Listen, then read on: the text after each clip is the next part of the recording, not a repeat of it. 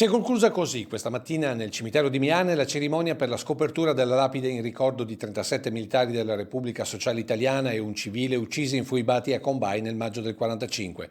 Oltre un centinaio i partecipanti da diverse province del Veneto. Dopo la benedizione e la deposizione di un mazzo di fiori ha preso la parola l'ex senatore storico Antonio Serena, che non ha lesinato critiche all'amministrazione comunale per aver all'ultimo comunicato la sua assenza. Quattro gatti dell'ANPI riescano a imporre la loro volontà.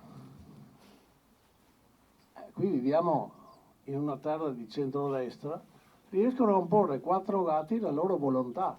Questo mentre dopo un viaggio di oltre 2000 km il comune barese di Modugno ha inviato un suo rappresentante in ricordo di un loro concittadino infoibato a Combay.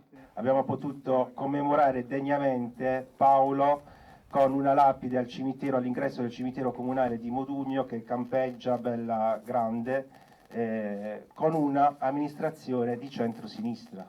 Ma le parole più pesanti Antonio Serena le ha riservate per l'Associazione Partigiani d'Italia, che con una lettera aperta al presidente Zaia aveva chiesto di prendere le distanze da queste persone e questa manifestazione. Noi non offendiamo nessuno, come fa l'ANPI. Vergogna! Hanno scritto che sono dei delinquenti della decima mas, degli assassini. Vergogna, vergogna, 2 volte vergogna, si vergognino. Gentaglia che ha il coraggio di scrivere di morti queste cose. Posizioni che confermano come dopo oltre 75 anni il solco sia ancora profondo.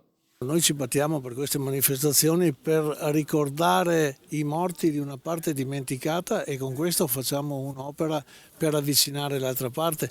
Ma vedo che c'è una certa difficoltà, c'è un certo veto a incontrarsi, vede anche quello che è successo oggi. Il sindaco mi ha chiamato alle 9:15 per dirmi no, non vengo. Ma perché?